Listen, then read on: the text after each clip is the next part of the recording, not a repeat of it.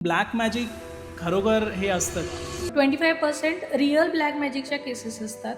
बाकीच्या सगळ्या एक तर स्वतःच्या कर्माने आलेल्या असतात ओके. किंवा इतर गोष्टी असतात. पूर्ण पिढ्यांचा समूळ नाश अच्छा. करणं म्हणजे उच्चाटन क्रिया आहे. आता सायन्सला दाखवण्यासाठी अचानक कॅन्सर होईल, अचानक हार्ट अटॅक येईल ओके. किंवा अचानक काही नाही, नॉर्मल माणूस आहे, खाताना काहीतरी हां. घशात अडकलं आणि तो तिथेच गेला. इथेच वारला. हां. हे बऱ्याचदा अशा घटना होतात, त्या मारण क्रिया असतात.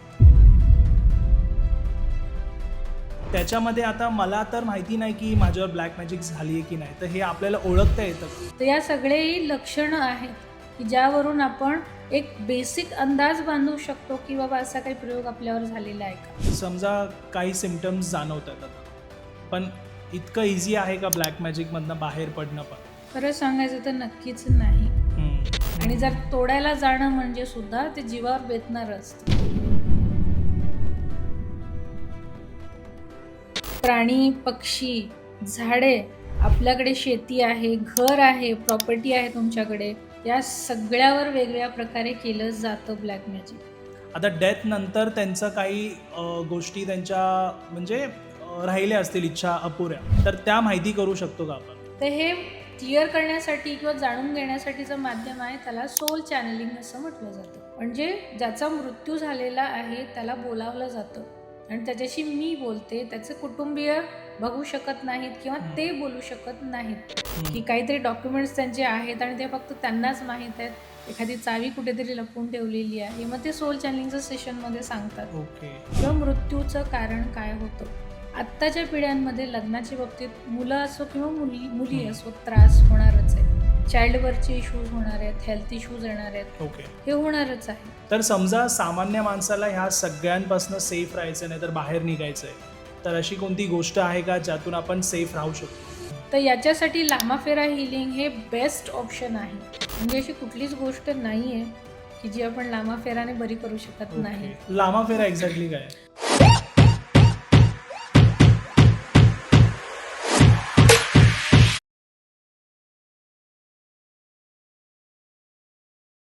नमस्कार मित्रांनो, स्वागत आहे तुमचं अजून एका नवीन पॉडकास्टमध्ये. तर आजच्या पॉडकास्टची सुरुवात पाहून तुम्हाला समजलं असेल की हा जो टॉपिक आहे जरा वेगळा आहे, ब्लॅक मॅजिक रिलेटेड आहे. कारण की बऱ्याच जणांचे असे कॉमेंटही होते मला की त्यांना असं वाटतं की त्यांच्यावर कोणी ब्लॅक मॅजिक केलं आहे, तर त्यांचे कामांमध्ये अडथळे येत आहेत आणि त्यासोबत त्यांच्या घरामध्ये जर कोणाची फॉर एक्झाम्पल डेथ झाली आहे, तर त्यांचं जी सोल आहे, त्यांचा जो आत्मा आहे, त्या आत्म्याला मुक्ती मिळाली का? नाहीतर मग त्या आत्म्याचं काही गोष्ट कोणती म्हणायची राहिली आहे का? ज्याच्यामध्ये त्यांच्या गतीसाठी काही प्रॉब्लेम येत आहेत. तर ह्या सगळ्या गोष्टींबद्दल आजच्या पॉडकास्टमध्ये डिस्कस करणार आहोत आणि खूप इंटरेस्टिंग पॉडकास्ट होणार आहे. बऱ्याच जणांना ह्या गोष्टी रिलेट पण होतील. ब्लॅक मॅजिकविषयी ज्या आजच्या पॉडकास्टमध्ये डिस्कशन होणार आहे. पॉडकास्ट जो आहे तो शेवटपर्यंत पहा आणि तुमच्याकडे हा पॉडकास्ट पाहिल्यानंतर काही प्रश्न असतील, तुम्ही नक्की मॅमला कॉन्टॅक्ट करू शकता. मॅमचा नंबर पॉडकास्टच्या डिस्क्रिप्शनमध्ये दिलेला आहे मी. आणि जे गेस्ट आहेत, जे मॅम आहेत, त्यांचं नाव आहे डॉक्टर ज्योती मॅम. सो स्वागत आहे मॅम तुमचं आपल्या पॉडकास्टमध्ये. खूप खूप धन्यवाद. मॅम, आजचा हा पॉडकास्ट जरा म्हणजे खूप कॉमेंट्स असायचे लोकांचे ब्लॅक मॅजिकविषयी. परत त्यांच्या घरी ज्यांची डेथ झाली आहे ना, त्यांच्याबद्दल त्यांना प्रश्न असायचे की त्यांच्या सोलला गती मिळाली का? सो आजचा टॉपिक आपण त्यावरतीच कव्हर करू. ओके. मला सर्वात आधी हे सांगा की तुमची ही सुरुवात कधी झाली आणि कधीपासून तुम्ही म्हणजे ह्या क्षेत्रात आहात? ओके. खरं सांगायचं तर की असंच कोणीही उठलं आणि 4 दिवसांचा कोर्स केला आणि काही सुरू केलं हे हो. तर अध्यात्मात तरी शक्य नाही. आपण इतर कुठल्याही टेक्निकल गोष्टी इझिली शिकू शकतो.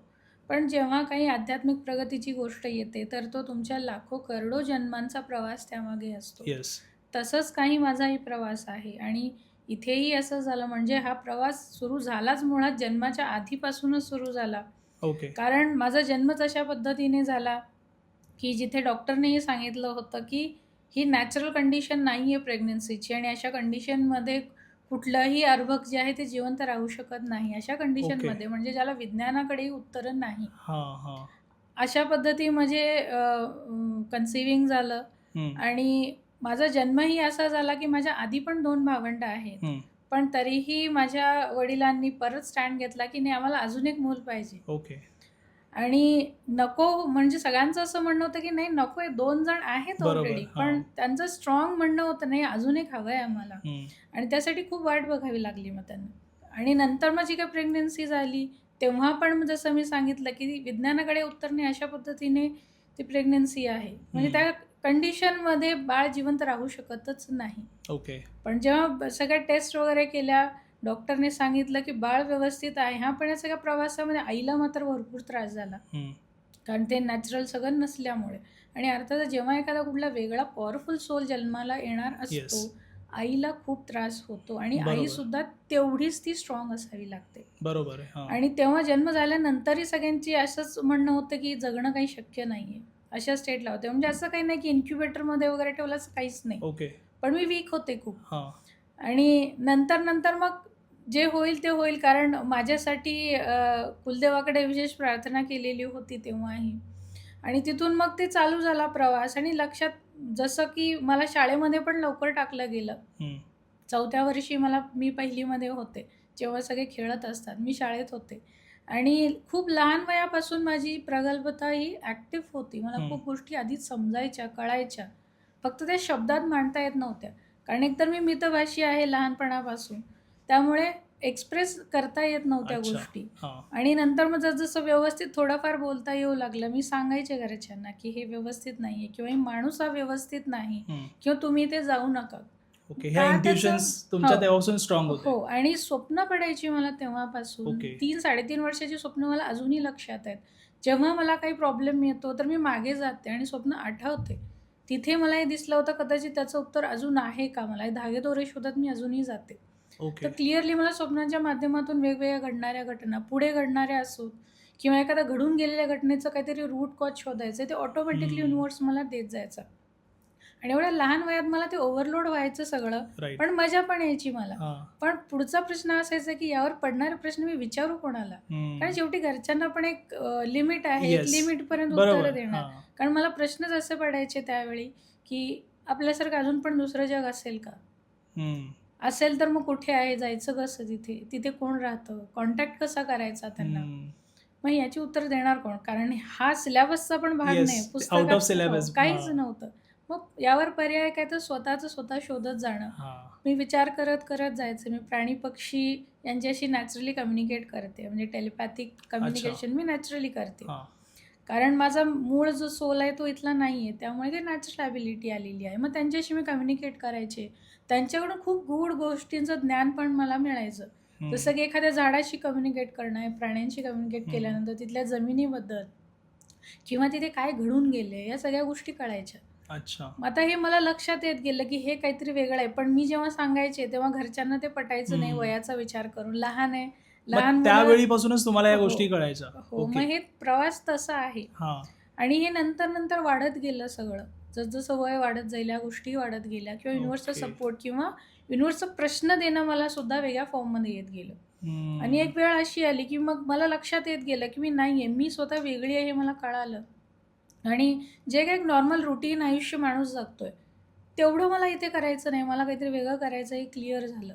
पण मार्ग अजूनही क्लिअर नव्हता. कारण मी खूप जणांना लिटरली पत्रसुद्धा लिहिली होती, खूप मोठे ज्योतिषी, अच्छा. की माझे हे प्रश्न आहेत. एकाकडूनही ओके. उत्तर मला मिळालं नाही. खूप मोठी नावं आहेत त्याच्यावर, नावं घेणार नाही मी. पण ती एकाकडूनही क्युरिओसिटी होती तुम्हाला की प्रश्नांची उत्तरं हो. हवीत त्या. हां. हो. खूप कुणाकडूनही मला एकही उत्तर मिळालं नाही. मग पर्याय परत तोच की स्वतः शोधत जा. मग युनिव्हर्स सपोर्ट करत गेला. हं.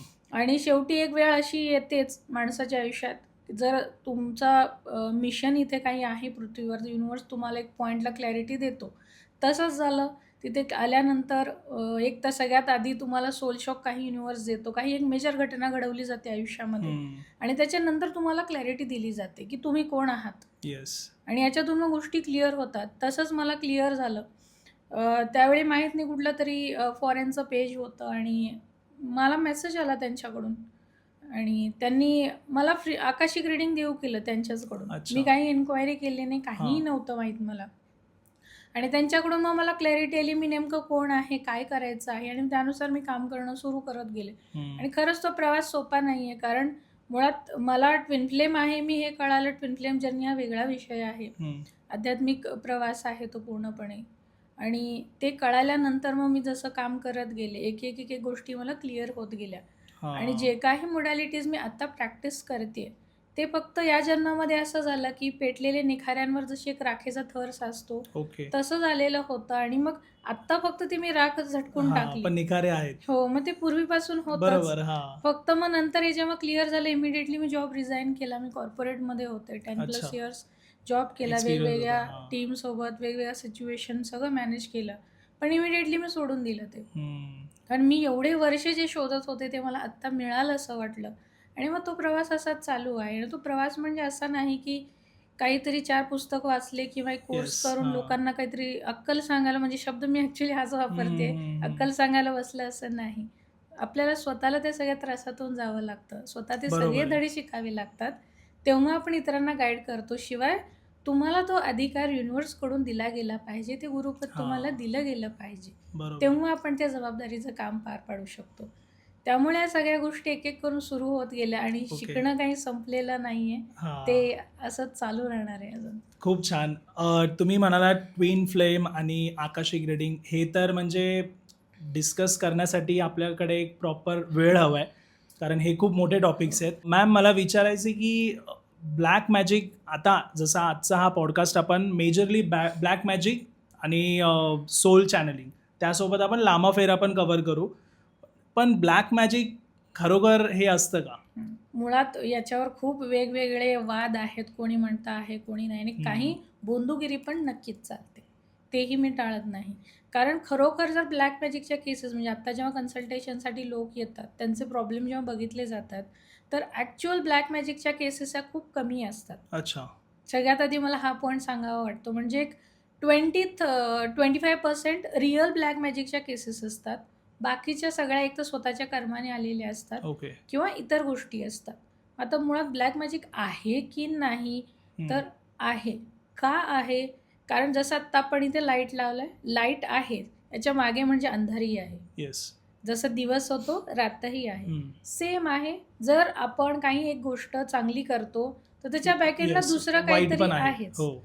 याच्याहून दुसरी सोपी गोष्ट अशी आहे की एनर्जी एकच आहे, पण आपण त्यामागे कुठले इंटेन्शन्स लावतो त्यानुसार ती काम करते. जसं समजा तुम्ही जर एनर्जीला कोणाचं चांगलं करायचं म्हणून प्रार्थनेचं स्वरूप दिलं, काम करते. प्रत्येकजण प्रत्येक जाती धर्मामध्ये म्हणतो की माझ्यासाठी प्रार्थना करा, ते काम करतं, एनर्जी आहे. बरोबर. सेम पद्धतीने जर आपण मॅनिफेस्टेशन करायचं आहे, एनर्जी आहे, इंटेन्शन्स आपण काय लावले त्यानुसार ते मॅनिफेस्ट होणार आहे. बरोबर. सेम ब्लॅक मॅजिकमध्ये एनर्जी तीच आहे, पण तिथे वाईट इंटेन्शन्स जोडलेले आहेत. त्यामुळे ती काम करते.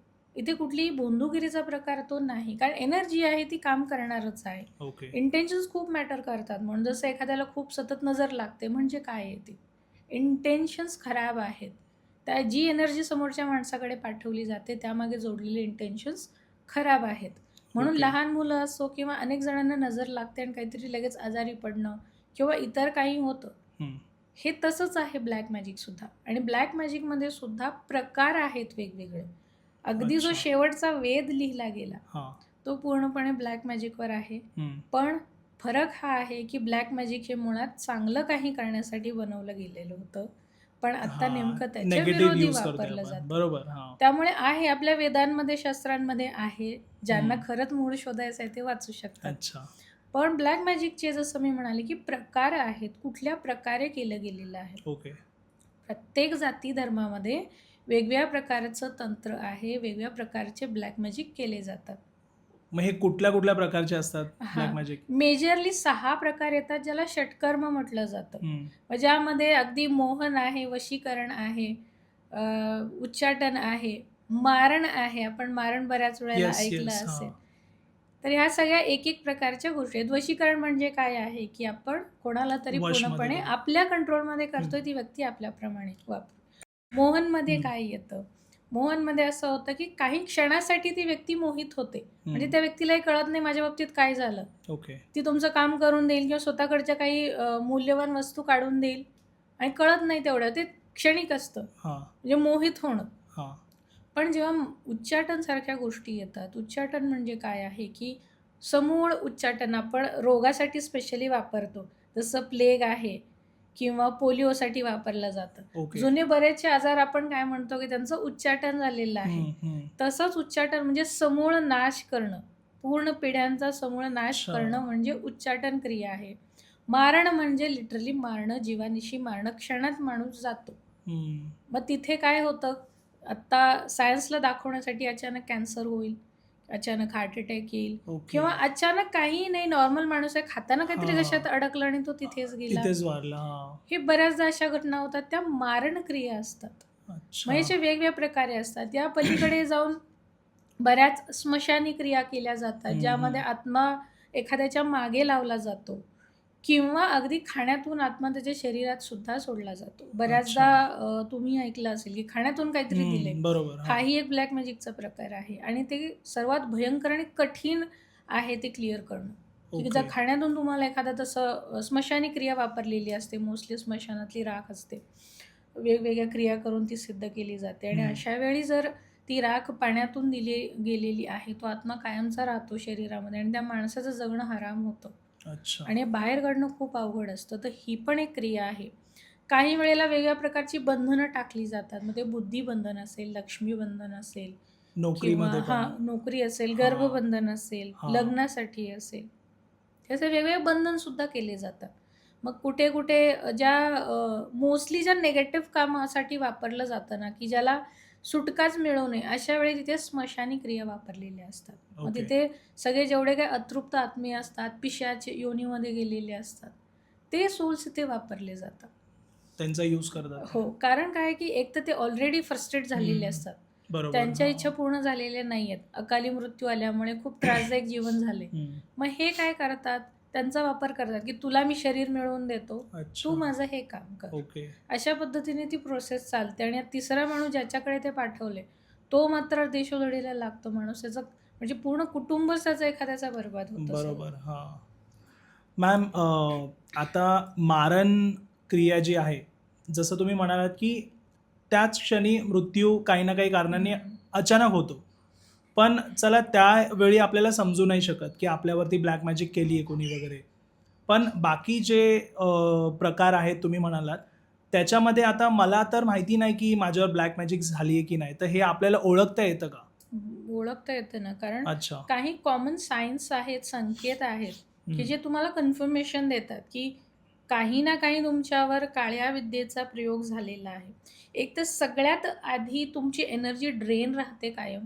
झोप लागत नाही, भयानक स्वप्न पडतात. अच्छा. लोक तुमच्याशी अचानक सगळे विचित्र वाईट पद्धतीने वागायला लागतात. कुठलंही काम करायला घ्या, काहीही यश येणार नाही. नुकसान होत जाईल प्रत्येक ठिकाणी. म्हणजे तुमची नोकरी होती, तिथे काहीतरी खोटे आरोप येतात, आळ येतात किंवा सगळे टॉर्चर करायला लागणे, जॉब निघून जाणं आहे. बिझनेस ठप्प होतो, कर्ज वाढायला लागतं. घरामध्ये एक वेगळ्या प्रकारची निगेटिव्हिटी जाणवते. म्हणजे तुम्हाला हां. घरात गेल्यानंतर फ्रेश वाटत नाही, झोप लागत नाही. खूप घरामध्ये बऱ्याचदा जेवण काही कारण नसताना खराब होतं. ओके. स्पेशली दुधाचं ऑब्झर्व्ह करू शकतो कोणीही. सारखं काही कारण नसताना दूध नासायला लागतं हां. किंवा भात असो किंवा दूध असो, अशा ठिकाणी बऱ्याचदा गुलाबी रंग तयार होतो. म्हणजे ओके. काही कमेंट्स येऊ शकतात तसे त्यांनी अनुभव घेतलेला. पण हे मी सुद्धा बघितलंय. भात असो किंवा दूध, शक्यतो पांढऱ्या ठिकाणी. जसा गुलालाचा रंग असतो हां, तसा हां. आपोआप तयार होतो. अगदी जर ओलं खोबरं असेल किंवा फोडलेला नारळ असेल, त्यामध्ये सुद्धा तो गुलाबी कलर तयार होतो. या व्यतिरिक्त माणसाची तब्येत बिघडत जाते, घरामध्ये भांडणं वाढत जातात. ओके. आणि जर समजा एखाद्या स्पेसिफिक व्यक्तीला टार्गेट करून जर केलेलं असेल, तर त्या व्यक्तीचा चेहरासुद्धा बदलतो. म्हणजे पूर्ण चेहरा त्याचा एक वेगळ्या प्रकारे असा काळवंडलेला दिसतो, डोळे त्याचे वेगळे होतात आणि त्याची पूर्ण इच्छा निघून गेलेली असते. पूर्ण म्हणजे आता संपलंय माझं, काही होऊ शकत नाही, ही भावना सतत त्याच्यामध्ये येत जाते. तब्येत खराब होत जाते. जर आजार आहे, तर त्याचं निदान होत नाही. म्हणजे पैसे चालले, ट्रीटमेंट चालू हां, आहे, हां. शरीराला त्रास पण होतोय, पण निदान होत नाहीये, ओके. काय झालंय, डॉक्टरनाही कळत नाही, रिपोर्ट नॉर्मल येतात. हे खूपदा असं होतं. किंवा लग्न होत नाहीयेत घरामध्ये, हां. काहीच कारण नाहीये, पण लग्न जमत नाहीये किंवा मुलं होत नाहीयेत किंवा लग्न जमलंय, सगळं व्यवस्थित झालं आणि त्याच्यानंतर इश्यूज सुरू झाले हा. काहीतरी, किंवा पोटाचे आजार चालू होतात, जर खाण्यातून काही दिलेलं आहे, खाल्लेलं अन्न पचत नाही किंवा भूकच लागत नाही, किंवा खाल्लेलं लगेच उलटी होऊन बाहेर पडणं आहे, किंवा हम्म. सतत लूज मोशन्स आहेत, हे सतत असं चालू राहतं चक्र. अच्छा. आणि हे लक्षात येतं माणसाला. कधी कधी त्याला समजा जर स्पिरिट एखादं मागे लावलं असेल ब्लॅक मॅजिकच्या माध्यमातून, तर घरामध्ये जाणवतात, त्या गोष्टी दिसतात. हम्म. जे कोणी सेन्सिटिव्ह असेल किंवा ज्याच्यावर प्रयोग केला गेलेला असेल, त्याला त्या क्लिअरली गोष्टी दिसतात की घरात काहीतरी आहे, फिरते, जाणवतं. याशिवाय घरामध्ये काचेच्या ज्या वस्तू असतात, मग हा. आरसे असो किंवा इतर क्रोकरीज असो, काही कारण नसताना सतत फुटतात. हम्म. काही कारण नाही, म्हणजे असं नाही की हातातून पडून फुटणं नाही, ठेवलेल्या ठिकाणी Crack ते येणं. ओके. ठेवलेल्या ठिकाणी फुटेल ते.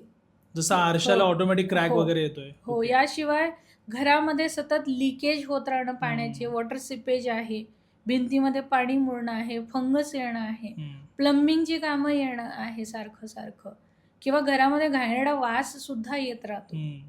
तर या सगळेही लक्षणं आहेत की ज्यावरून आपण एक बेसिक अंदाज बांधू शकतो की बाबा असा काही प्रयोग आपल्यावर झालेला आहे का, जर या हम्म. मेजर सगळ्या गोष्टी जर त्यामध्ये येतात तर. अच्छा मॅम, पण आपण आता समजा ह्या सगळ्या गोष्टींमध्ये आपल्या प्रेक्षक जे आता हा पॉडकास्ट पाहत आहेत, समजा काही सिम्पटम्स जाणवत आहेत आता, पण इतकं इझी आहे का ब्लॅक मॅजिकमधनं बाहेर पडणं पण? खरं सांगायचं तर नक्कीच नाही. हम्म. कारण जसं काळ पुढे पुढे जातो किंवा आपण मोबाईलचे सॉफ्टवेअर जसं अपग्रेड होत असतं, तसंच ब्लॅक मॅजिकचं सुद्धा आहे. ब्लॅक मॅजिक जेव्हा ही क्रिया केली जाते कुठल्याही प्रकारातली, तर त्यालाही एक कालावधी असतो हम्म. की एक ठराविक एवढ्या कालावधीसाठी आहे. पण नंतर समजा ते झालं, ते तुम्ही ब्रेक करून बाहेर निघालात, हम्म. समोरच्या व्यक्तीला दिसतं की तुम्ही जर प्रगती करताय, ती पुन्हा दुसऱ्या प्रकारचं करत राहते. हा प्रॉब्लेम आहे ब्लॅक मॅजिकचा. त्यामुळे तुम्ही एकदा बाहेर जरी निघालात आणि रिलॅक्स होऊन नाही बसता येत, ती पुढचं अच्छा. काहीतरी करत राहते व्यक्ती, ते थांबत नाही, आणि बाहेर निघणं खरंच सोपं नाही. कारण ओके. खूप वेगवेगळ्या प्रकारे, जसं मी सांगितलं की बंधन असेल किंवा काही काही प्रकारामध्ये स्मशान उठवणं हा सुद्धा एक प्रकार येतो ओके. ब्लॅक मॅजिकमध्ये. जशा स्मशानी क्रिया जर केलेल्या आहेत, त्या नाही तोडतायत, त्याला तशाच प्रकारची तंत्रक्रिया जाणणारा जाणकार अनुभवी व्यक्ती लागतो. आणि जर तोडायला जाणं म्हणजे सुद्धा ते जीवावर बेतणारं असतं. त्यामुळे ते एवढं सोपं नाही त्यातून बाहेर निघणं. सामान्य माणसासाठी या गोष्टी अवघड होतात, आणि म्हणून खूप सारे लोक गैरफायदा घेतात की मी हे करून देतो, मला एवढे पैसे आणून द्या. बरोबर. हे प्रकार त्यामुळे वाढलेले आहेत. ओके. स्मशान उठवणं ही गोष्ट मी बऱ्याच जणांकडनं ऐकली. हे काय असतं एक्झॅक्टली? ॲक्च्युली मला याबद्दल सांगायला आवडणार नाही, ओके. कारण काही गोष्टी मला स्वतःला परमिशन नाही देत सांगायला. मी ओके. ज्या चांगल्या गोष्टींसोबत, एनर्जीसोबत काम करते, अशा गोष्टी कुठेतरी ते प्रमोट केल्यासारखं आहे. शेवटी माहिती देणं म्हणजे सुद्धा आपण कोणाला तरी, अच्छा, बरोबर. आणि कारण ते भयंकर आहे, कोणीही त्या मार्गालाही जाऊ शकतं, कारण आपण माहितीच्या बेसिसवर सांगतोय, बरोबर आहे. पण कोणी त्याचा गैरवापर सुद्धा करू शकतं. मॅम, ब्लॅक मॅजिक हे कुणाकुणावरती केलं जातं? म्हणजे याला खरंच लिमिट नाही आहे. म्हणजे आपण आत्ता जेवढ्या क्रिया बघितल्या, तर माणसांना कन्सिडर करून आपण या सगळ्या क्रिया बघितल्या, पण यामध्ये प्राणी, पक्षी, झाडे, आपल्याकडे शेती आहे, घर आहे, प्रॉपर्टी आहे तुमच्याकडे, या सगळ्यावर वेगवेगळ्या प्रकारे केलं जातं ब्लॅक मॅजिक. म्हणजे समजा जर शेतकरी असेल आणि त्याचा मुख्य स्रोत जो आहे तो शेती आहे, दुभती जनावर आहेत, सगळ्यात आधी जनावरांना आजारी पाडलं जातं, मारलं जातं, त्यांचं दूध देणं बंद केलं जातं, सतत कंटिन्युअसली नुकसान होतं. शेतातलं पीक जे आहे ते येत नाही, बाकीच्यांचं येतंय पण याच्या शेतात येणार नाही, किंवा ते सडून जाईल, किंवा ठेवलेलं स्टोअर जरी केलंय व्यवस्थित, तिथे काहीतरी येऊन खराब करते. म्हणजे पूर्ण सगळीकडे त्याचं जे काही अर्निंग सोर्स आहे तो बंद केला जाईल. म्हणजे प्राणी, पक्षी असो किंवा जनावर असो, ब्लॅक मॅजिक केले जातात. जर समजा तुमच्याकडे आंब्याची बाग आहे, छान आंबे येतात, चांगलं उत्पन्न येतंय, त्याच्यावर सुद्धा ब्लॅक मॅजिक केलं तर आंबे होणं बंदच होतं. झाड चांगलं राहतं तसंच आहे, एकही आंबा होत नाही. ओके. बऱ्याचदा तिथेही स्पिरिट सोडलेलं असतं. काही काही स्पिरिटना खिळ्याने तिथे ठोकून ठेवलेलं असतं. जोपर्यंत तो खिळा त्या झाडात आहे, ओके, स्पिरिट तिथंच आहे. आणि चुकून जो कोणी काढला ते स्पिरिट त्याच्या मागेही जाऊ शकतं. झाड अच्छा. तर ते ऑलरेडी खराब हां, झालेलंच हां. आहे. पण ते स्पिरिट पण रिलीज होईल आणि जे कोणी काढेल त्याच्या मागे ते जाऊ शकतं. ओके. त्यामुळे झाडावरही अशा प्रकारे केलं जातं. म्हणजे हं, इथे एक सजेशन एक्स्ट्रा मी हे सांगेन, की कधीही तुम्हाला म्हणून कुठल्या झाडाला काही खिळा मारलेला दिसतो, काही बांधलेलं दिसतंय, हं. कधी-कधी गप्पा चाललेल्या असतात किंवा ट्रिपला गेलेला आहे, ते हां, खेळ करताना काही अशा गोष्टी सोडल्या, ओढून काढल्या असले बरोबर. प्रकार करू नका. कारण या केसेस खूप येतात माझ्याकडे. तिथून खूपदा स्पिरिटची लागण होते ब्लॅक मॅजिकच्या माध्यमातून केलेलं. हं. याशिवाय जमिनी, खूप जणांच्या जमिनी आजकाल वादात अडकलेल्या आहेत, त्याही केसेस खूप येतात, की वाटणी होत नाहीये हां. किंवा विकलं जात नाहीये किंवा काय आहे त्या जमिनीवर काय माहीत नाही, काहीच होत नाहीये अच्छा. किंवा जेव्हापासून आम्ही त्या घरी राहायला गेलो तेव्हापासून त्रास सुरू झाले. हं. तर त्या जमिनीवर पूर्ण ब्लॅक मॅजिक केलेलं असतं आणि मोस्टली स्पिरिटच वापरलेले असतात अशा ठिकाणी. म्हणजे ओके. ते ठाण मांडूनच बसतात तिथे येणाऱ्यांना त्रास द्यायला. मग ती हं. जमीन तुमची विकली जाणार आणि जमीन म्हणजे फक्त जमीन नाही. तुम्ही समजा बिल्डर आहात, अख्खी बिल्डिंग उभी केली, प्रोजेक्ट तुमचा रेडी आहे, हं. पण तुमचे फ्लॅट सेल होत नाहीयेत. अच्छा. ब्लॅक मॅजिकमुळे. येस, हेही होतं. ओके. मग या सगळ्याचं म्हणजे कुठलीच अशी बाजू नाहीये, की जिथे ब्लॅक मॅजिक करता येत नाही. हं. तुम्ही म्हणालात, की स्पिरिट असते. खिळ्याला तुम्ही ते बांधून ठेवतात झाडाला. तर ते स्पिरिट असते. तर ही जी स्पिरिट आहे मॅम, ही स्पिरिट काय असते? कोण कोण असतं हे? स्पिरिट म्हणजे थोडक्यात सूक्ष्म रूपातील शरीर आहे. सोप्या भाषेत आत्मा किंवा बोलीभाषेत म्हणजे भूत. हं, हं. ज्याला स्थूल शरीर नाहीये. म्हणजे आता आपल्याकडे स्थूल शरीर आहे, त्यामुळे कोणीही उघड्या डोळ्याने बघू शकतो. हां. आपण कुठेही ये-जा करू शकतो. पण हे जेव्हा स्थूल शरीर संपतं, पंचतत्वांनी दिलेलं जे शरीर आहे, हे जेव्हा संपतं, तेव्हा उरतो तो फक्त आत्मा आहे. तो हं. वायुरूपात आहे. आत्ता पंचतत्व आहेत, पण नंतर ते राहत नाही शरीर त्याच्याकडे. ओके. त्यामुळे तो उघड्या डोळ्याने दिसू शकत नाही.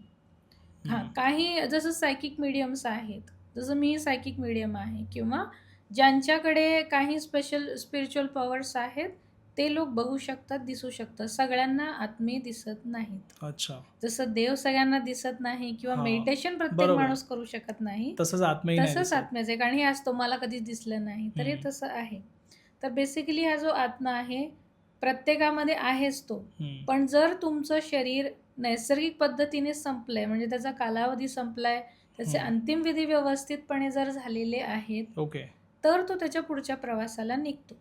पण समजा एखाद्याचा मृत्यू घातपाताने झालाय, हं. ॲक्सिडेंट झालाय किंवा ब्लॅक मॅजिकने झालेला आहे, म्हणजे अवेळी झालेला आहे, अनैसर्गिक पद्धतीने आहे. हं. तर त्याचं उरलेलं आयुष्य जे आहे ते त्याला पिशाच योनीमध्ये घालवावं लागतं. ओके.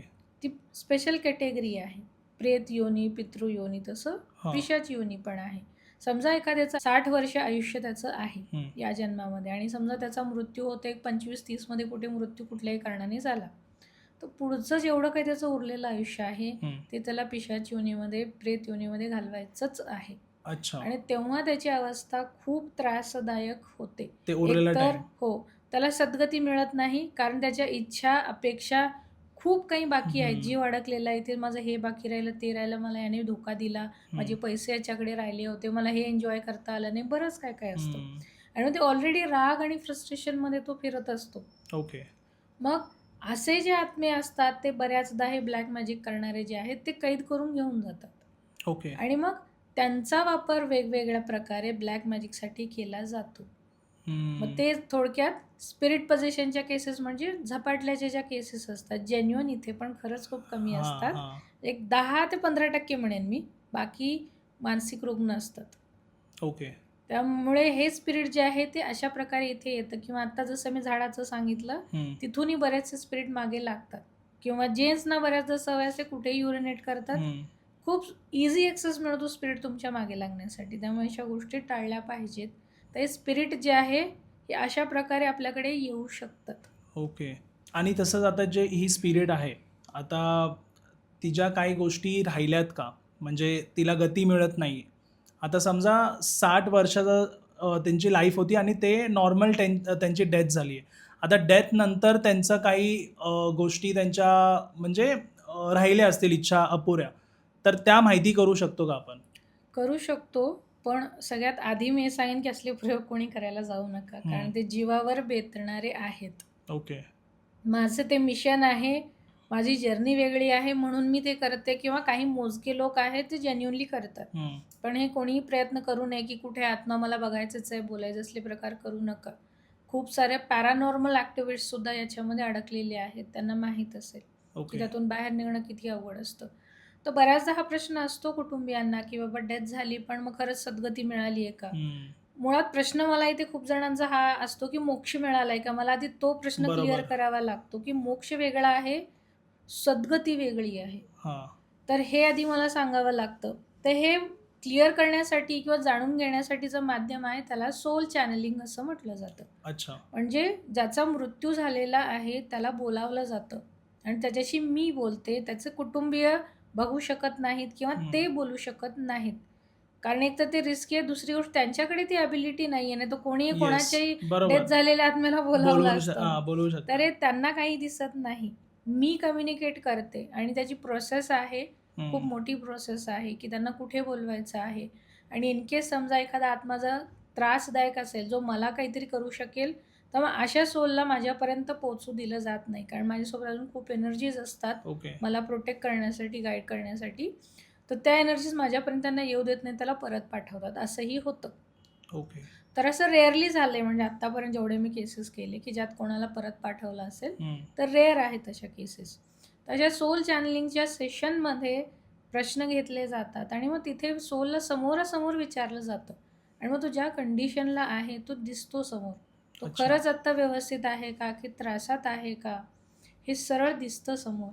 आणि जर त्याला समजा कुठे तो अडकला असेल, जसं आपण मगाशी ब्लॅक मॅजिकचं बोललो, येस. तसं कुठे अडकला असेल, कोणी कैद केलेलं आहे, तर मग त्याच्यासाठी काय करता येईल त्याला विचारलं जातं. काही उपाय करता येतात का, तेच सांगतात किंवा मग. हो, ओके.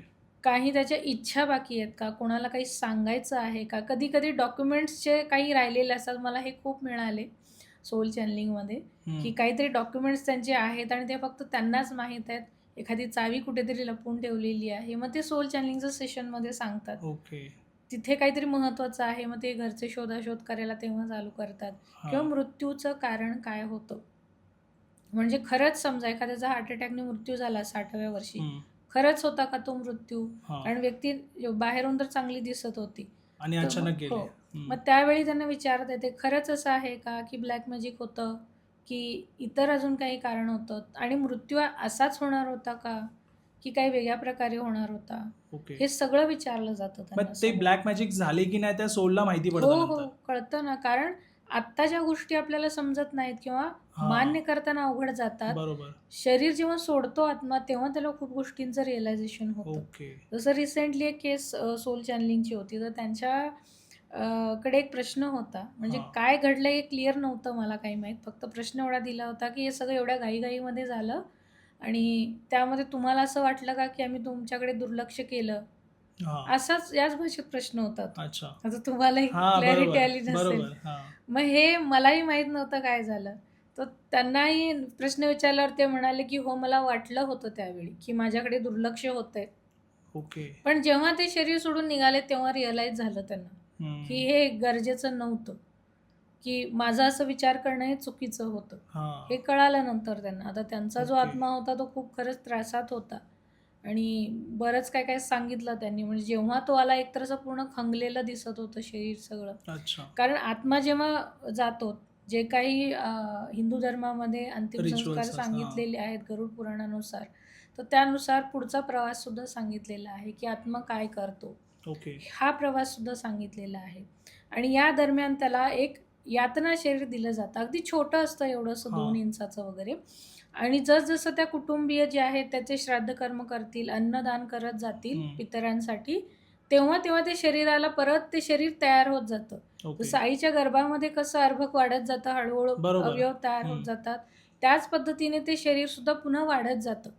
आणि हे कशामुळे होतं, जेव्हा त्याचं कुटुंबीय व्यवस्थितपणे अन्नदान करत राहतील पितरांसाठी. ओके. जर हे झालं नाही तर आत्मा खूप त्रासात जातो आणि पुढचा प्रवास त्याचा खूप त्रासदायक होतो. वैतरणी नदी त्याला पार करता येत नाही आणि ती नदी भयंकर आहे.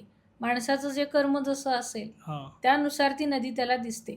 जर इथे खूप काही पापकर्म केलेले आहेत, चुकीचं वागलंय, अच्छा, त्रास तेवढी मोठी दिलाय, ती नदी. मोठी म्हणण्यापेक्षा ती घाण आहे. म्हणजे अगदी त्याच्यामध्ये रक्तमांस आहे. ओके.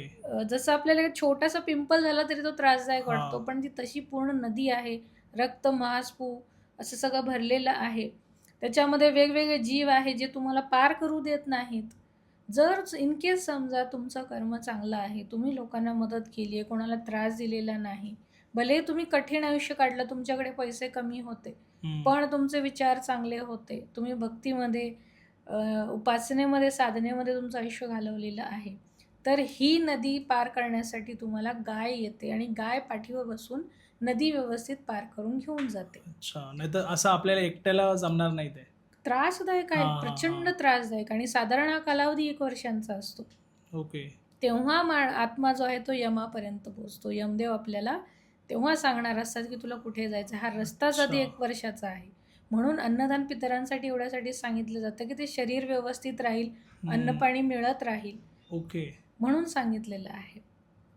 मॅम, आता इथे प्रश्न येतो की कुणी सोल चॅनलिंग करावं? आता प्रत्येकाच्याच घरी कुणाची तरी डेथ होतेच. तर आता समजा सगळेच जण जर सोल चॅनलिंग करायला आले तर कुठे ना कुठे हा प्रॉब्लेम होऊ शकतो. तर कुणाला करायला पाहिजे सोल हा चॅनलिंग? खूप महत्त्वाचा प्रश्न आहे. कारण असं नाही, की मला आठवण येते, माझ्या आईची आठवण येते, भावाची आठवण येते म्हणून मला बोलायचं आहे, असं नाही. तुमच्याकडे जेन्युइन रिझन पाहिजे. कारण जसं मी आत्ता सांगितलं, गरुड पुराणानुसार आत्म्याचा प्रवास दिलेला आहे. हां, तो बरोबर. त्याच्या वेगवेगळ्या टप्प्यावर आहे. तो त्याचं काम करतोय, तिथले त्रास भोगतोय आणि तिथून त्याला अर्ध्या रस्त्यातून आपण परत बोलावतोय. बोलवतोय. मुळात एकतर हे जबाबदारीचं काम आहे. काहीतरी इंटरफिअर करतोय आपण थोड्या हं. वेळासाठी का होईना. तर त्यामुळे आपण हे सगळ्यांसाठी नाही करू शकत. तुमच्याकडे जेन्युइन कारण पाहिजे. म्हणजे जसं आपण सुरुवातीला म्हटलं, की समजा एखाद्याचा मृत्यू झाला, तर तो अनैसर्गिक होता असं तुम्हाला वाटतं का? किंवा काही सिक्रेट्स राहून गेलेत का, की कळालंच नाही नेमकं काय झालं? किंवा डेड बॉडी मिळालेली नाहीये किंवा असं वाटते, की त्या व्यक्ती ही अशी आहे, की मी लहानपणापासून बघितलेलं सुसाईड करूच शकत नाही. मग या व्यक्तीने सुसाईड कशी हां. केली? किंवा ॲक्सिडेंट खरंच झाला, की कोणी मारलेलं आहे? हं. किंवा 4-5 जण गेले होते आणि त्यातली एकच व्यक्ती फक्त एक्सपायर झाली, बाकी सगळे व्यवस्थित ओके. आहेत. किंवा एखादी व्यक्ती कुठे गेली माहीतच नाहीये, काय झालं कळालेलंच नाहीये. हं. किंवा अचानक आजार डिटेक्ट झालेला आहे आणि त्यात गेली. मग हा खरंच आजारच होता का? अच्छा. की इतर काही कारण होतं? हे झालं. किंवा काही जणांना स्वप्नामध्ये सतत रिपीट होत राहतात काही व्यक्ती एक्सपायर झालेल्या कंटिन्युअसली.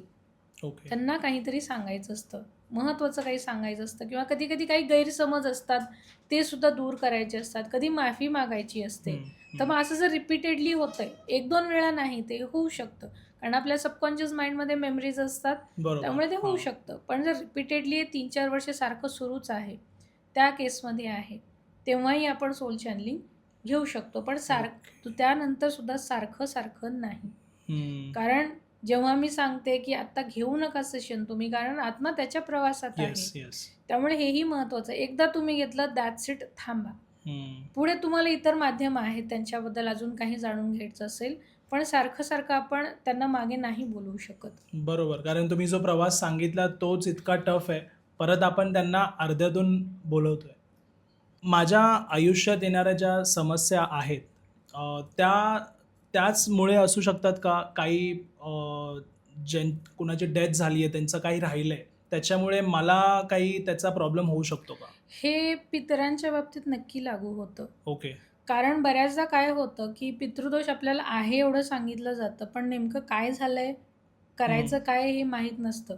पण त्रास हा नक्की होतो. पितर म्हणजे फक्त आपण एकटे नाही. बरोबर. हां. आपले वडील, आजोबा इथपर्यंत माहीत असतं. फार तर पणजोबा येस. याच्या पलीकडे माहीत नाही. नाही. हां. पण त्याच्या आधीही पिढ्या खूप होऊन गेलेल्या आहेत. हं.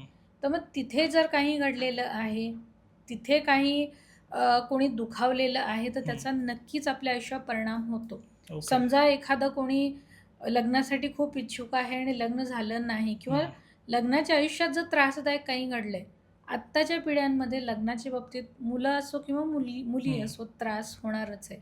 चाइल्ड बर्थचे इश्यूज होणार आहेत, हेल्थ इश्यूज येणार आहेत, ओके. हे होणारच आहे. किंवा पैशांचे प्रॉब्लेम आहेत, होणारच आहेत. किंवा काही घरामध्ये मुलगा जन्माला येतच नाही. अच्छा. कुठे काहीतरी शाप लागलेला असतो, काय असतो, याचा अर्थ मुलींचा जन्म वाईट आहे असं नाही.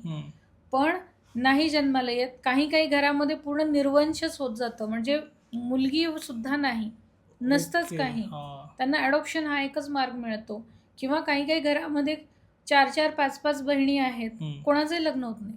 हां, बरोबर. मग हां. हे इथे कारण असू शकतं. पितृदोषाचं हे कारण नक्कीच असू शकतं. ओके. मॅम 2-3 मला एक्झाम्पल ह्याच्यावरती द्या ना, सोल चॅनलिंगवरती, जे तुमच्याकडे रीडिंगला आलेत. जसं मगाशी मी सांगितलं ते कंटिन्यू करते मी तुम्हाला. त्यांचे प्रश्न हेच होते. एक तर पहिला प्रश्न तो काय कन्फ्युजिंग होता, दुर्लक्ष झालं का? हं. किंवा मग आमची आठवण येते का तुम्हाला? हे असे जनरल प्रश्न होते, जसं सामान्य लोकांना हां, पडतात किंवा हां. आम्हाला काही सांगायचं आहे का? तर जेव्हा मी त्यांना बोलावलं, एकतर असं शरीर पूर्ण खंगलेलं दिसत होतं. पूर्ण असे वाकले होते ते. अच्छा. हां. कारण ज्या पद्धतीचा फोटो मला दिला होता तिथे तर ते हेल्दी व्यवस्थित दिसत होते. पूर्ण असं म्हणजे फक्त सापळा उरलाय. हं. कपडे पण असे सगळे फाटलेले दिसत होते. त्यांच्या गळ्यामध्ये असं दोरी आहे आणि मोठा असं ओंडकासारखं काहीतरी टांगत असं बांधलेलं ओके. आहे आणि ते वजन झालंय त्यांना आणि त्यामुळे पण ते अजून खूप वाकलेले आहेत. आणि त्यांच्या गळ्यामध्ये काहीतरी अशी मळलेली दोरी दिसत होती मला आणि त्याला एक चावी आहे बांधलेली, हं. जी मागच्या साईडला गेली होती. चावी पण ती जुनाट पद्धतीची दिसते, म्हणजे समोर असं गोल आणि हं. मग लांब अशी ती अशी जुन्या ओके. कुलपांना हां. असायची तशी. आणि आत येताना काही त्यांना सोबत म्हणजे माझ्याकडे जेव्हा ते येणार आहेत, तर त्यांना आत काहीही सोबत आणू दिलं जात नाही. जे असेल ते बाहेरच तिथेच अच्छा. हां. ठेवून घेतलं जातं.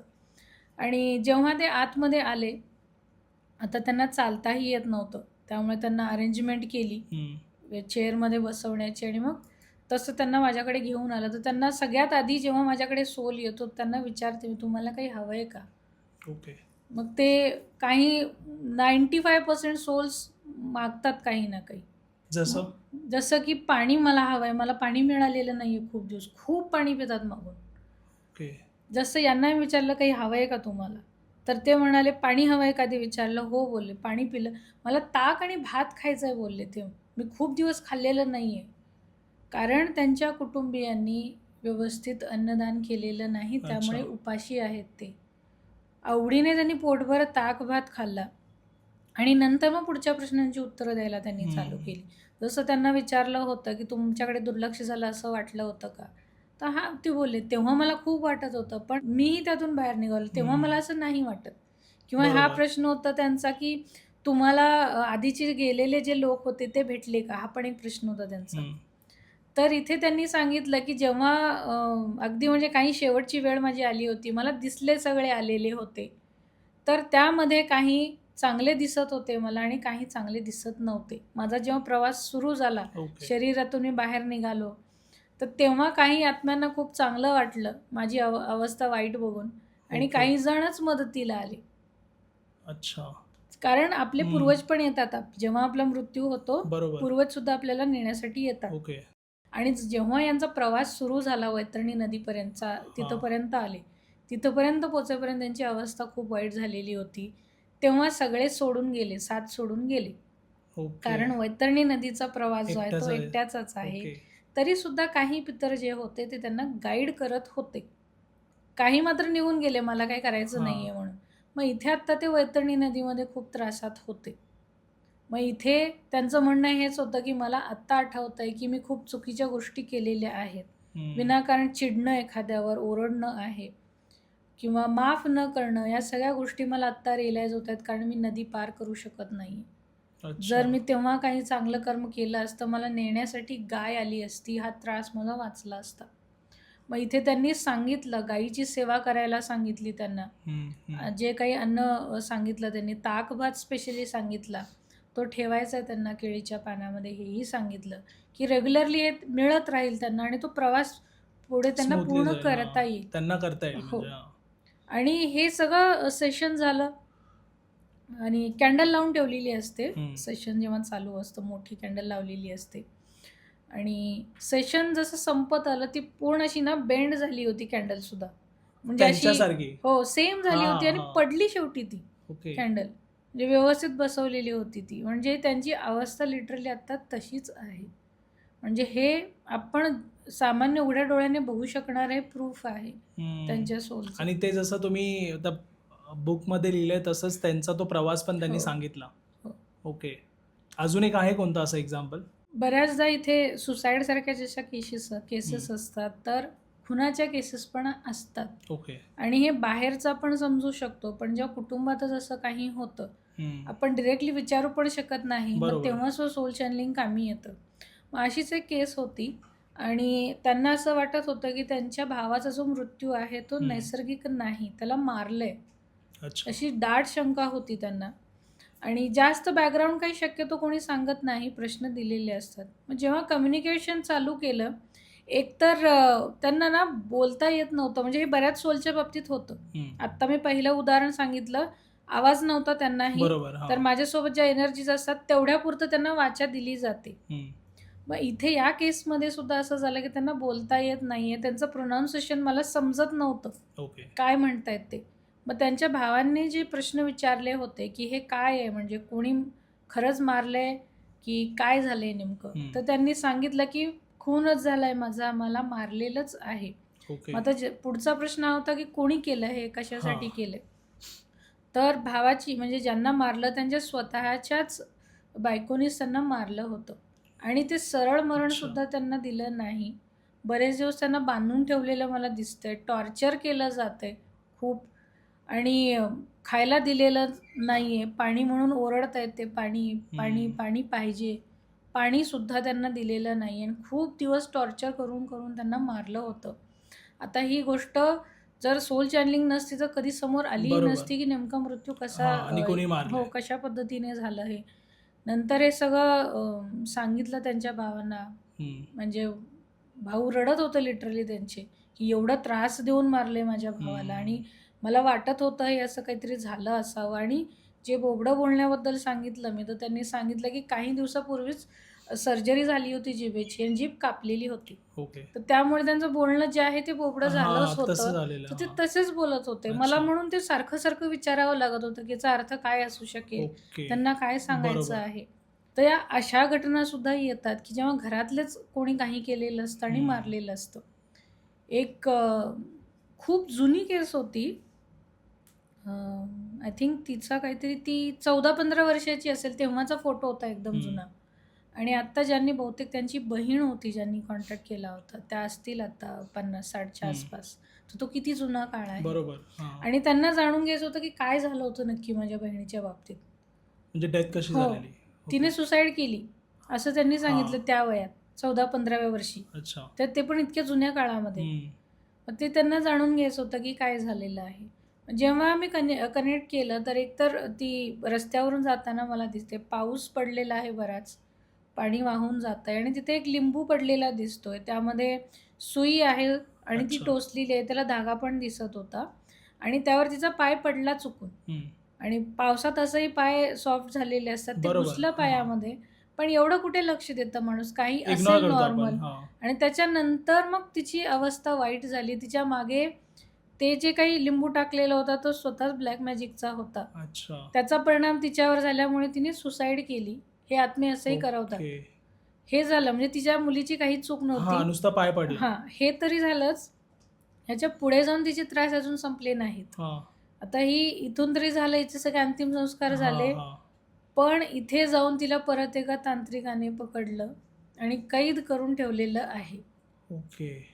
ती रेडी होत नव्हती कुठलंही वाईट काम करण्यासाठी, तर तो तांत्रिक तिला भयंकर टॉर्चर करतोय. ही अशी अवस्था होती त्यांची. मग त्यांना तिथे मुक्त केलं जातं? त्याच्यासाठी खूप प्रयत्न करावे लागतात, कारण शेवटी तांत्रिक जरी असला तरी त्याच्याही साधना आहेत, त्यालाही कुठल्या तरी एनर्जीचा सपोर्ट आहे, बरोबर, देवतेचे आशीर्वाद आहेत. तर मग ते तेवढ्या स्मूथली काढून टाकण्यासाठी प्रयत्न सुद्धा तेवढ्याच लेवलचे करावे लागतात. वेळ लागतो या सगळ्या गोष्टींना.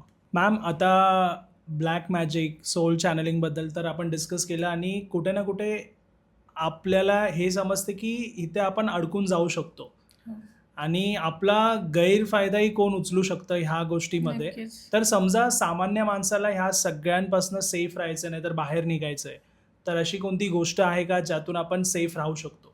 नक्कीच आहे. म्हणजे समोरच्याने अटॅक करू नये हे तर आपण थांबू शकत नाही, पण किमान स्वतःला, आपल्या घराला तरी आपण सेफ ठेवू एवढं करू शकतो. आणि तेही एक जेन्युइन पद्धतीने, म्हणजे कुठली बोंदोगिरी नाही, फसवेगिरी नाही, किंवा मला खूप जास्त पैसेही खर्च करत कोणाच्या मागे लागायचं नाही की बाबा हे काम करून दे, ते काम करून दे. मी माझ्या घरी राहूनच माझं मी करेन, की जिथे अच्छा. मला कोणाला पैसे द्यायचे नाही आहेत. हं. तर याच्यासाठी लामाफेरा हिलिंग हे बेस्ट ऑप्शन आहे, की ओके. ज्याच्यासाठी तुम्हाला कुठलंही तुमचं स्पिरिच्युअल बॅकग्राऊंड पाहिजे, तुम्हाला मेडिटेशन आलंच पाहिजे किंवा इतर काही तुमचं डेली रुटीन चेंज करायचं आहे, ओके. असं काहीही नाही आहे. कारण हे माध्यम असं आहे, इतकं पॉवरफुल आहे, तुम्ही ते कशासाठीही वापरू शकता. लामाफेरा एक्झॅक्टली काय आहे? लामाफेरा ही सुद्धा एक हिलिंग मोडॅलिटी आहे. जसं रेकी आणि रेकीच्या जेवढ्या काही सब मोडॅलिटीज आहेत, क्रिस्टल, एंजल हिलिंग जसं आहे, शॅमनिक हिलिंग, तसंच लामाफेरा हे जगातलं सगळ्यात पॉवरफुल हिलिंग टेक्निक आहे. ओके. म्हणजे जगभरात सगळ्यात जास्त वापरलं जाणारं हिलिंग मोडॅलिटी म्हणजे लामाफेरा आहे. अच्छा. आणि त्यात पण स्पेशालिटी म्हणजे जसं आपण आता एवढं मगाशीपासून ब्लॅक मॅजिक किंवा हं. स्पिरिट पोझेशन या सगळ्या गोष्टी ज्या काही बघितल्या, तर त्याच्यासाठी स्पेशल आहे लामाफेरा. म्हणजे जगभरामध्ये सर्वात जास्त ब्लॅक मॅजिक रिमूव्हल, स्पिरिट पोझेशनच्या केसेस किंवा वास्तुदोष हं. हे जेवढे काही असले प्रकार आहे त्याच्यासाठी लामाफेरा उत्तम आहे. ओके. आणि खूप सोपं आहे ते, म्हणजे खूप काही त्याच्या रिक्वायरमेंट तुम्हाला नाही आहेत हं. किंवा तुम्हाला काही स्पेसिफिक डिग्री पाहिजे असंही नाही आहे. ते कोणीही शिकू शकतो ओके. आणि एकदा शिकलात तुम्ही तर आयुष्यभर ते वापरू शकता. म्हणजे असं नाही की तुम्हाला रिन्यू करत राहिलं पाहिजे, हां. असंही नाही. तुम्ही तुमचा जो काही जॉब असेल, व्यवसाय असेल, ते सांभाळत तुम्ही हे करू शकता. हं. म्हणजे मला एक थोडक्यात सांगू शकता हे कसं वर्क करतं? जसं हिलिंग मोडॅलिटीमध्ये रेकीबद्दल तुम्ही ऐकलं बरोबर. असेल. हां. रेकी सुद्धा काम करते, पण ती माइल्ड एनर्जी आहे. हं. जसं होमिओपॅथी आपल्याला येस. वाटते, हळू-हळू काम हां, करणार. तसं रेकी आहे. पण लामाफेरा तसं नाही. एक घाव दोन तुकडे प्रकारात लामाफेरा काम करतं. ओके. म्हणजेच तुम्ही जर एखाद्याला हिलिंग सेशन द्यायला चालू केलेलं आहे, तर जिथे ब्लॉकेज असेल त्या माणसाला तिथे त्रास होतो. इनफॅक्ट हिलिंग देताना प्रचंड त्रास होतो माणसाला. अच्छा. जेवढे त्याच्यात ब्लॉकेजेस आहेत तेवढा त्याला त्रास होतो. आणि हा त्रास आता बऱ्याच जणांना असं वाटू शकतं, की बाबा हीलर माझ्यावर काही आलं तर ते, म्हणजे मी जर कोणाची बरोबर. हां. निगेटिव्हिटीवर काम करतो, आणि माझ्यावर आली हां. निगेटिव्हिटी तर हां. तर मुळात लामाफेरामध्ये ही सुद्धा खूप छान एक प्रोव्हिजन बनवलेली आहे, की हीलरची सेफ्टी सुद्धा बघितलेली आहे. म्हणून इथे हिलिंग किट ठेवलेलं आहे लामाफेरामध्ये, अच्छा. जे बाकी हिलिंग मोडॅलिटीजमध्ये कशातच येत नाही. बरोबर. त्यामध्ये हीलरसाठी गाऊन येतो, माळ येते, हं. स्टिक येते. शिवाय आपण कोणाला काही टच न करताच हिलिंग देतो. जरी समोरासमोर तिथे देतोय, हां. आपण स्पर्श करत नाही. ओके. त्यामुळे हीलरची सेफ्टी इथे महत्त्वाची आहे लामाफेरामध्ये. तर जेव्हा तुम्ही हिलिंग द्यायला हीलर चालू करेल, हं. जिथे ब्लॉकेज आहे तो त्रास त्याचा वाढतो. सहन न करण्याइतपत वाढतो. आणि जर ब्लॅक मॅजिकसारखे केसेस असतील तर हे अजून भयंकर होतं. म्हणजे जसं गाणगापूरमध्ये बरोबर. पालखीच्या वेळी जसं चालू होतं, हं. ऑटोमॅटिकली ज्यांच्यामध्ये खरंच काय असेल हं. स्पिरिट ते बाहेर पडतं, किंचाळायला लागतं, त्रास होतं. लिटरली लामाफेराचं हिलिंग देताना त्या बेडवरती व्यक्ती ना तशी होते. ओके. पण ती जागेवरून उठू शकत नाही. तिथं बेडला ती बांधल्यासारखीच असते. आपटत राहते, उचलून ओरडत राहते, किंचाळत राहते, रडते, की हे थांबवा, मला त्रास होतोय. हं. पण उठून जाऊ शकत नाही.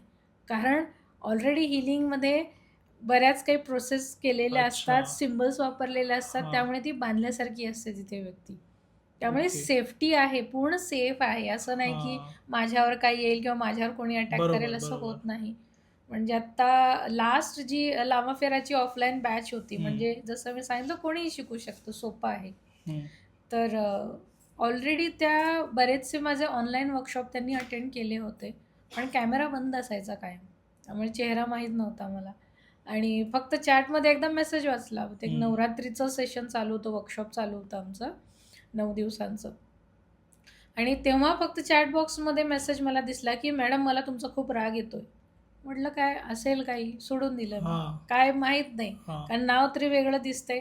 सोडून दिलं असेल म्हटलं. आणि नंतर मग आता कोर्ससाठी परत आल्यानंतर रीडिंग वगैरे पण घेतलं होतं. पण मला चेहरे कोणाचे माहीत हां, नसतात किंवा हां. रीडिंग पण लक्षात नसतं. लक्षात नसते. हां. मग जेव्हा त्या इकडे कोर्ससाठी म्हणून आल्या आणि सगळे स्टुडंट जमले होते ऑफलाईनसाठी, मी जाऊन बसल्या-बसल्या इतकं किंचाळायला लागल्या त्या. म्हणजे एकेरी बोलण्यावर आल्या, "ए निघ इथून, निघ इथून, ओके. उठ इथून, मला त्रास होतोय." हे कंटिन्यू चालू झालं त्यांचं. इतकं ओरडणं, किंचाळणं, नोटपॅड, पेन दिले, सगळं भिरकावून दिलं इकडे-तिकडे. हं. पाय आपटणं, खूप विचित्र झालं. सगळे आजूबाजूला बसलेले पळून गेले बाजूला. आणि ओके. आसपास जिथे आम्ही कोर्स अरेंज करतो ना, हम्म. तर ते पूर्ण निसर्गरम्य ठिकाण आहे. म्हणजे तिथे तुम्हाला गाडीचा हॉर्न सुद्धा ऐकू येत नाही. फक्त हम्म. पक्ष्यांचे आवाज ऐकू येतील. तशा ठिकाणी सुद्धा लोक जमा झाले सगळे. हे काय सुरू आहे, इतकं किंचाळणं सुरू आहे. ओके. आणि हे फक्त अजून सेल्फ इंट्रोडक्शन चालू होतं लामाफेराच्या कोर्सचं, तेव्हाच त्या वेळी ही सगळी घटना सुरुवातीला. घडली. हो. नंतर अट्युनमेंट दिली जाते, म्हणजे दीक्षा हम्म. शक्तिपात दिलं जातं, की तुम्ही एक अथॉराइज हीलर म्हणून काम करू शकता. तेव्हाही बरंच गोंधळ घातला, आदळआपट चालू होती. स्वतःच ती इतक्या वेळा पडली, इतक्या वेळा. ओके. अट्युनमेंट नंतर मध्ये सगळं क्लिअर झालं. कारण अट्युनमेंट ही खूप पॉवरफुल एनर्जी असते. हा, तुमचे सगळे ब्लॉकेजेस काढून टाकते. बरोबर.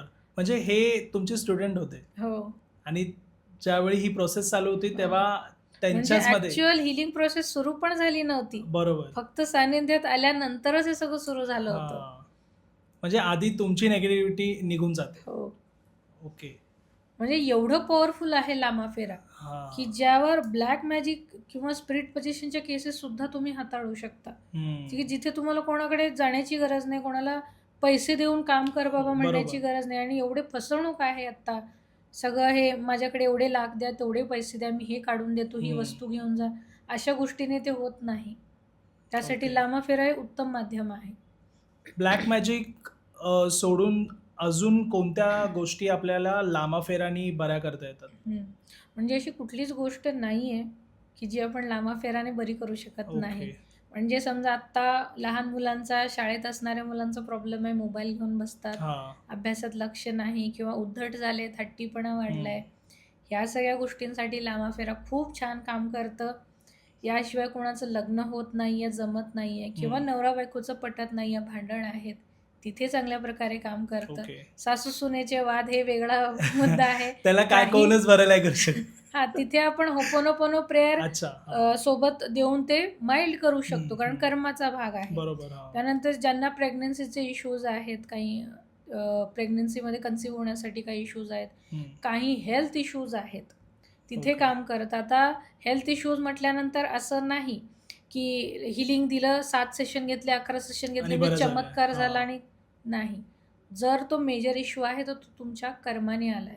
तो हळूहळू जाणार जोपर्यंत तुमचे कर्म क्लिअर होत नाही, तुम्ही लेसन लर्न करत नाही. आणि तो तुमच्या बर्थ पासून आतापर्यंत इतका टाइम, इतका वर्ष तुमच्या सोबत आहे, तो एक आठवड्यात नंतर हो. होणार कसा जाणार? त्यामुळे तिथे थोडासा वेळ द्यावा लागतो आणि लॉंग टर्मचं हिलिंग लागतं. हे झालं. किंवा वास्तुदोष असतात बऱ्याच घरांमध्ये, आणि आता फ्लॅट सिस्टममध्ये आपण चेंजेस करू शकत नाही बरोबर. किंवा 100% वास्तुशास्त्राप्रमाणे करू नाही शक्य होत शकत. नाही. हा. ते जर तुम्ही लॉंग टर्मसाठी लामाफेरा हिलिंग देताय, वास्तुदोष निघून जातात. ओके. घरामध्ये ब्लॅक मॅजिक आहे, स्पिरिट फिरतंय, त्याच्यासाठी आहे. तुमची शेती आहे, शेतीचं उत्पन्न कमी झालंय, मग ते कुठल्याही कारणाने असो, ब्लॅक मॅजिक असो किंवा इतर काही, नॉर्मल कोणती गोष्ट. उत्पन्न वाढवू शकता तुम्ही. ओके. त्याच म्हणजे निसर्ग तसाच आहे, हा. नैसर्गिक परिस्थिती तशीच आहे, पण तुमचं उत्पन्न तुम्ही वाढवू शकता. तुमचं पिकाचं संरक्षण करू शकता, रोग पडण्यापासून किंवा एखादा प्राणी येऊन डॅमेज करतोय त्याच्यापासून तुम्ही वाचवू शकता. तुमच्याकडे फळबाग आहे किंवा फुलं लावलेली आहेत तुम्ही, तो बिझनेस आहे तुमचा, हा. त्याला हिलिंग देऊन तुम्ही क्वालिटी सुधारू शकता, क्वांटिटी सुधारू शकता.